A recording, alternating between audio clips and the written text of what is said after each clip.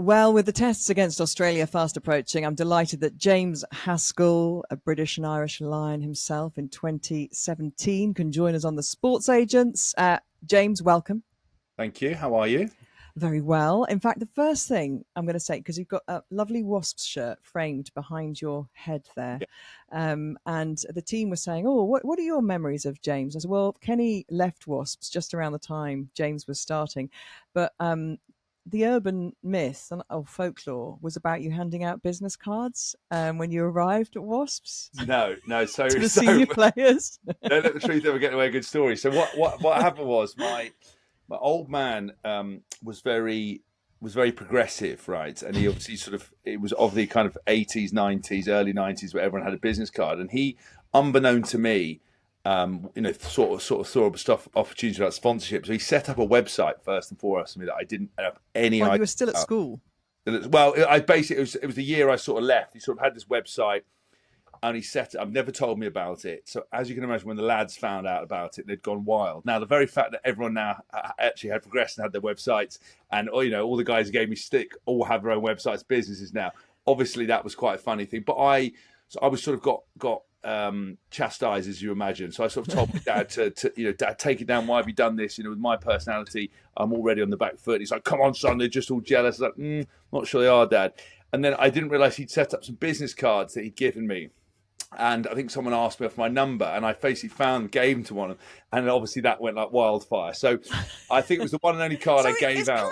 It's kind of true, I'd say, 99%. But I wasn't like Del Boy walking around handing them out, and I sort of quickly realised that probably wasn't what to do. So I started to realise maybe all the advice my dad was giving me was not quite as sage as it was possibly. Let's say you were on the front foot, and I know I've heard you talk about this on The Good, the Bad, and the Rugby, the kind of comparisons with Henry Pollock, actually, and kind of his personality being something that people have really latched onto. He's out there in this mix in Australia, and came on in the midweek game and had a bit of an injury last week. But somebody like that, do you look and think, actually, that's very much kind of what I was like at the time, and putting myself out there? I think he has X factor ability that I didn't have as a player. I think, but as a personality, I'm always very excited about life and about what could be achieved. And I think some people are very comfortable being middle of the road, middle lane. For them, highlight is, married, children, live a 9 to 5 and go off. I think for me, I was always excited about opportunities, and I was surrounded by the last bastion of kind of the amateur and professional guys. All had huge personalities, all had big characters.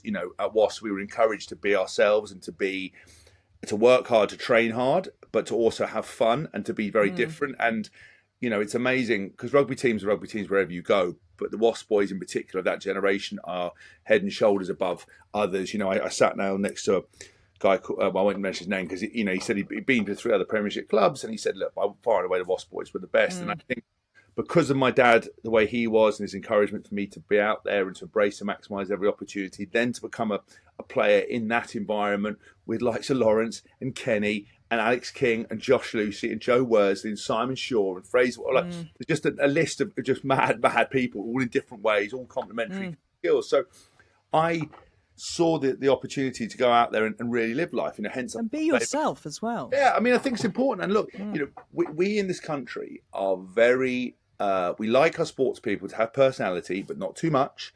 We like them to fit in boxes because, particularly, like New Zealand's worse because of tall poppy syndrome. They're all humble. They all talk about humble. Nothing's bigger than the shirt.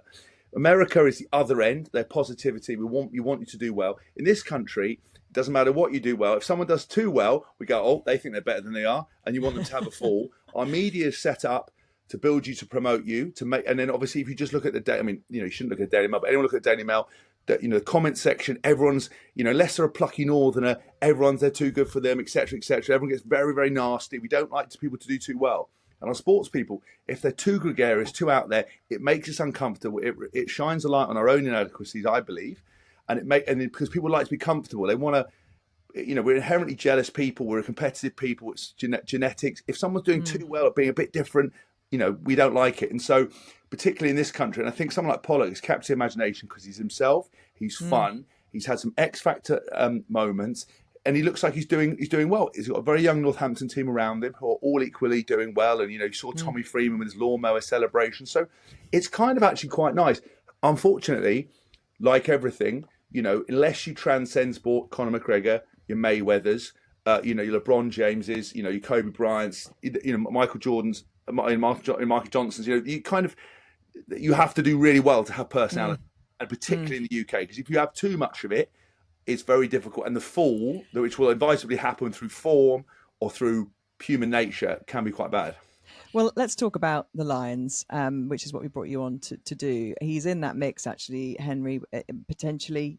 Could he maybe get himself into that match day squad for those tests? We don't know. Let's talk about how they're doing at the moment for you. I keep reading and hearing mixed, even though they've got wins in every game. Mixed. What's your assessment? So it's very hard because when you look at the Lions, it's full of romance, full of excitement, expectation.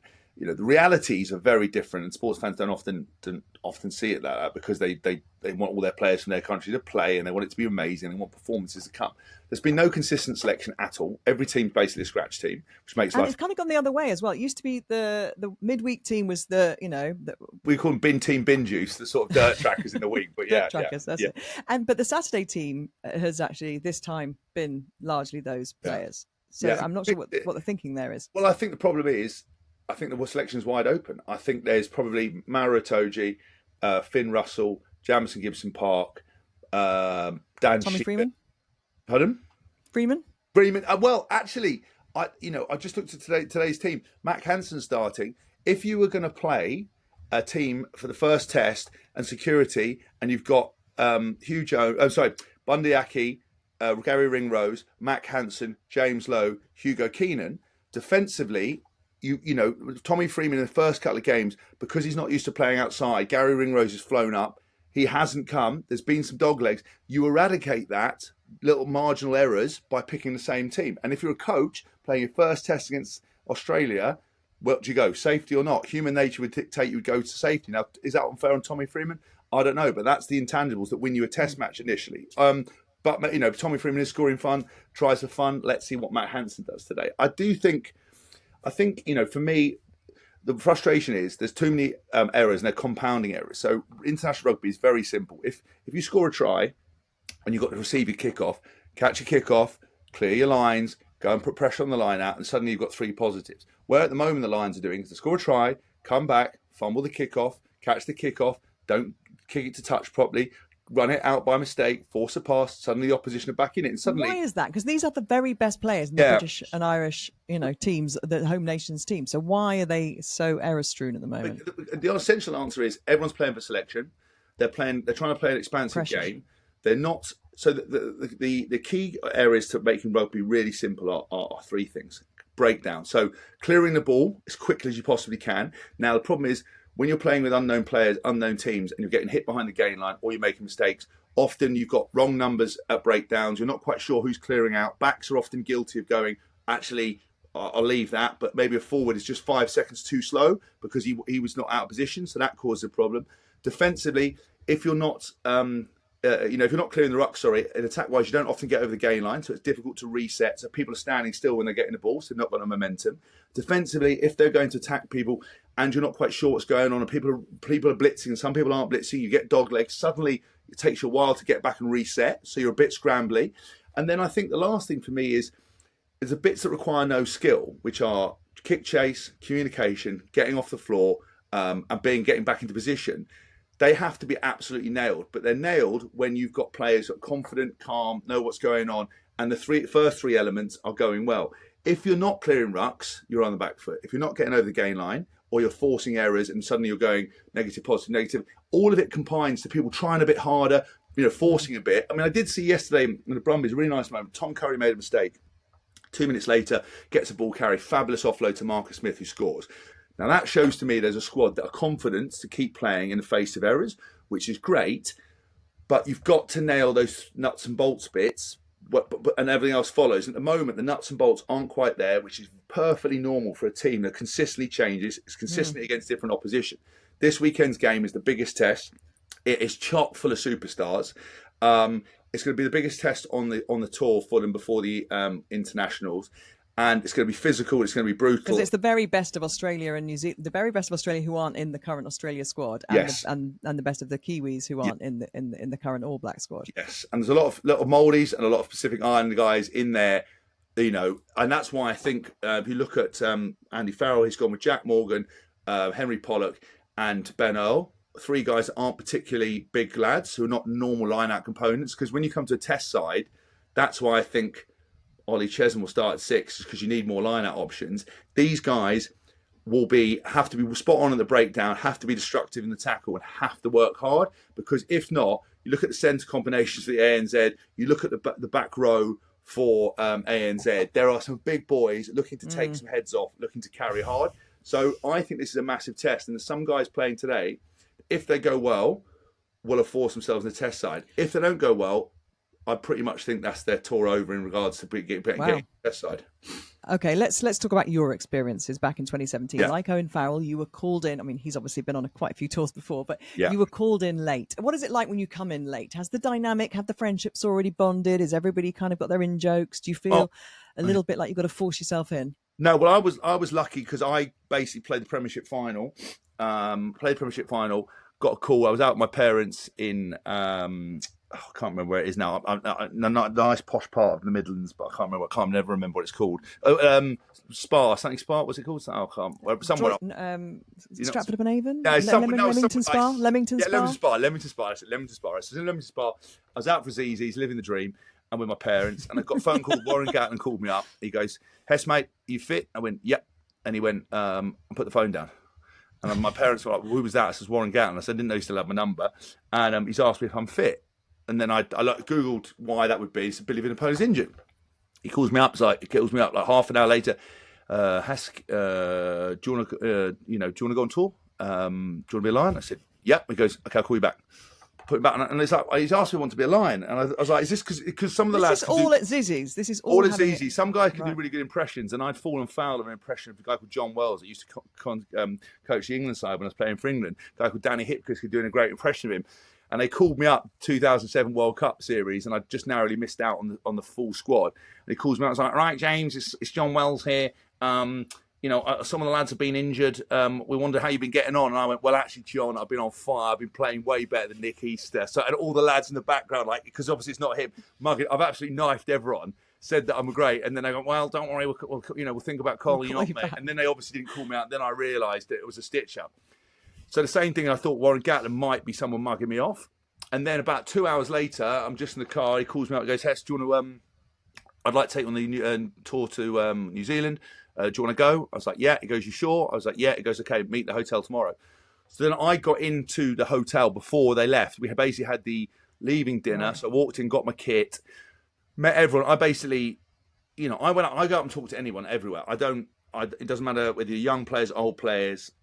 I like everyone. Not everyone likes me. So I kind of go and sit with anyone at any table. I don't really have an ego in that regard. So I came in and said hello to everyone, introduced myself. Always say, "James, nice to meet you." And I knew things would be a bit tough when Rory Best was quoted as saying, "It's not that." I won't swear, but basically not that dickhead, essentially. And so I was like laughing already to go, "Oh God, this is going to be tough." But actually, tough crowd. But I've always, do you know what? I think the one thing that I always take with me and pride with me in my career, whatever I've ever done, is I was able to play in multiple teams under some difficult coaches. Always got on with all of them, and my teammates always liked me. Always did. Not all the media liked me, not the fans liked me, but everyone who's ever come on a podcast that does everything always says the same thing. Before I met James Haskell, I wanted to punch him in the face. I didn't like him. As soon as I met him, best team man, best guy, loved it, friends, reliable, and funny, and just that's kind of what I did. So with the Lions, I knew pretty early on that I wasn't going to be in the test side, but I knew how important it was to keep the guys interested in morale. To be a good tourist. Yeah, and be a good team man. That's all that matters, really. And I've always put the team first over myself, and I think what's really nice. And that makes a successful Lions dynamic, presumably, to have. Yeah. Have you spoken to anybody out there at the moment? Yeah. I've spoken to Ellis a couple of times. I've spoken to some of the lads. I messaged Owen to congratulate him. I mean, obviously, spoke to Elliot a little bit, but was disappointed he didn't go through. But we're flying out on Monday. We're going to be there for 3 weeks, and I'm DJing a couple of times out there, and then DJing in Bali. So yes, it's going to be quite interesting month away, lots of hosting, lots of dinners, lots of chatting rubbish, Maro Itoje, which is what you're making your living out of now, doing very well indeed. Yeah. Maro Itoje said it's like when he came on the podcast, it's like being a member of the Beatles when you tour with the Lions, just the hysteria around them. And we missed that last time with COVID, obviously, but the red wall will be there in force for those tests. Give us a flavour of that. Yeah, it's amazing. Look, to see 40, 50,000 fans come across and support, in New Zealand in particular, sees a red. I think it's, three nations put their disgust and distaste for England on hold for a bit, and they're all united, all the fans united. It's a very weird experience because suddenly the animosity and all the bits and bits, even though it's not tribal like football in certain aspects, but because of the nationalism of Ireland and Scotland and Wales, it's like everybody hates England. Yes, basically universally, and we can't overtly celebrate our nationalism because we used to run the world and we've done some pretty bad empire building, and now obviously certain sections of politics have adopted St George's flag. So if you walk around with one of them, you're immediately labelled as a member of the EDL, which is not ideal scenario. So I think it's quite interesting to come and be united with people, and from a player's point of view, you're playing against players that you've only ever played across the whitewash. You've never really had spent time with them. Some of you might admire, some of you will look up to, some of them are world class. So suddenly you get to look behind a curtain, see how they train, see what they're like, see their mentality. Are they what you expected them to be? And it's the same thing with the fans. And what's really interesting about the Lions for 2017 was I suddenly got to spend time with Johnny Sexton, who's become a really good mate, Dan Bigger, really good mate, Sean O'Brien, all these lads, Stuart Hall, all these boys that I kind of didn't really know, who probably thought I was a bit of a muppet. We got on like a house of fire. We've stayed and been friends ever since. And when you get on that tour, they all speak to the fans. So what's interesting is I now, even 10 years, however later, whatever it is, fans come up to me and go, "Oh, Sean O'Brien says you're a good guy, so I like you." So you're all right. I remember, Johnny Sexton came back and said, "James, that's a good lad." So it filters out into these fans who are so invested. So when you go on tour, everyone's talking to themselves, having the romance, sharing pints, having jokes, and it's just amazing. And it's the last bit of romance in sport, I think, really, the Lions tour. Yeah. Yeah, it's mythical, isn't it? It's the thing of legend. Rory Best, you mentioned at the very beginning there. Tell us about when you almost killed him. Yes, yeah, that was an interesting one. So essentially, I'm not a big fan of going out on the smash on tours, particularly because of camera phones, particularly because I think people do look to stitch you up a bit. It's a bit difficult. So I'd not gone out. And sorry to interrupt you, but do you have a kind of open conversation about that beforehand? We do. The coaching staff say, look, this is different. You've got to be careful. We do, but do you know what? Honestly, I would, any team, if I was ever running a team, I'd have a full security team go out with every lads that went out. We had it with England. The amount of things that got mitigated. I remember we were walking through Manchester. We'd gone up there to stay up there, and I was walking on the street, and a guy came out of a bar, and I think he had sick on his shoes or something like that. And I looked at him, just smiled, carried on walking, and I didn't see that he ran up behind me and tried to tackle me into a fence. I didn't see it, and the security guard literally just came out of nowhere, boom, plowed him in. Thing is, just stuff like that. That would have been, imagine if he hit me, or something had happened, or I'd scrapped with him, I would have got the blame for that.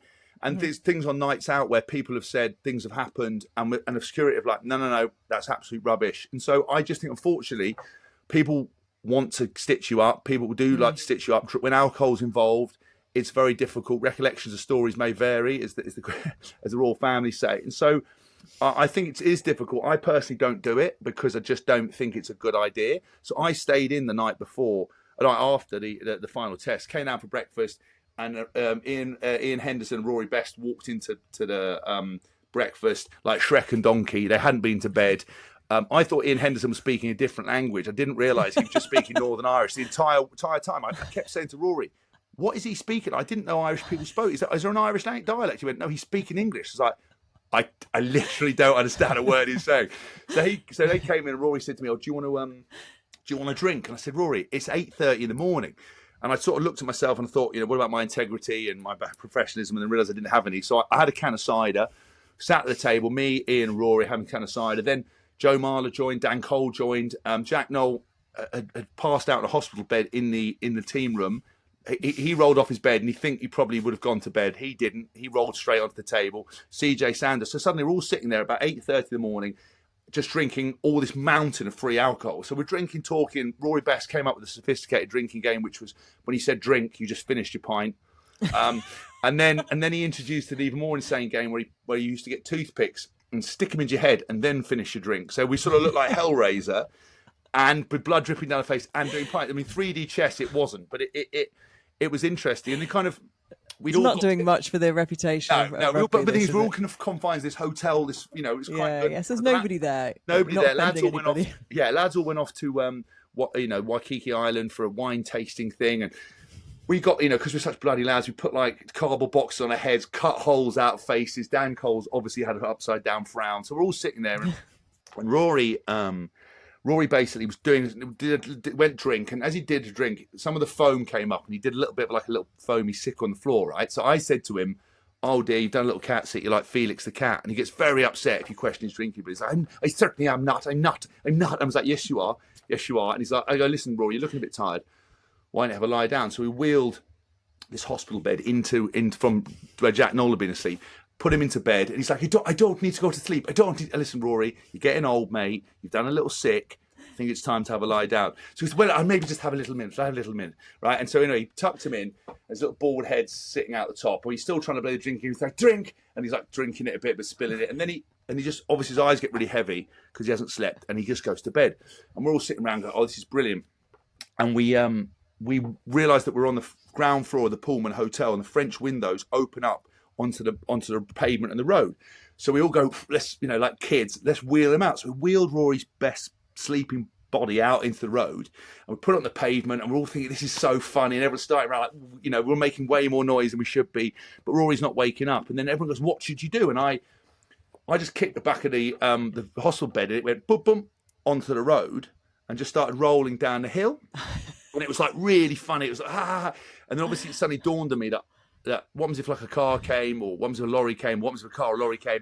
We were going to, this is it, because you're going to die. So we start running, but we've obviously been on the smash for like, I think like 8-9 hours at that time. So our athletic ability was reasonably questioned. The lads gave up quite early on. I'm running because I kicked him. I had to give up because I couldn't catch this bed. Rory's sailing down the hill. What I didn't realise, obviously Auckland's at the top of a hill, and the Pullman Hotel, and it goes off to a roundabout that went round a park, but there's like sheer like steps. Oh, and I'm thinking, what we're going to do? We're going to have to pretend he did it to himself, or something happened. Like I'm trying to write my, work out if I can fly out of the country. But luckily, the camber of the road started to take Rory towards a bus stop of OAP day trippers, who some of them started seeing him and thought a corpse escaped. So they're screaming, all clutching their pacemakers. The bed flies into the pavement, and like a big set of crinkly airbags. Rory Best is thrown out the bed onto all these old people. Everyone's screaming. They think there's a body. We're obviously on the floor in hysterics with cardboard boxes on our head. And there's never such a low moment as seeing a proud Rory Best having to wheel his own hospital bed back after profusely trying to apologising for taking out more OAPs, So that was how we always killed. And it was all fun and games until you kill Ireland's favourite son, but we didn't do that, so it was kind of okay. No, exactly. And there's a happy ending. There's a silver lining to that night of drinking. Thank you so much for your time. What a great way to end, and to tell you that The Good, the Bad and the Rugby Unleashed is out in paperback for those who don't like to carry a hardback around with them. Great news. I mean, I've got both, obviously. Those days when my bag needs to be a little bit heavier, I can put the hardback in. James, thank you so much for your time and for reliving some of your memories. And just very quickly, is it going to be 3-0? It's going to be a whitewash? Australia got enough to? I think it's going to be 2-1 Lions.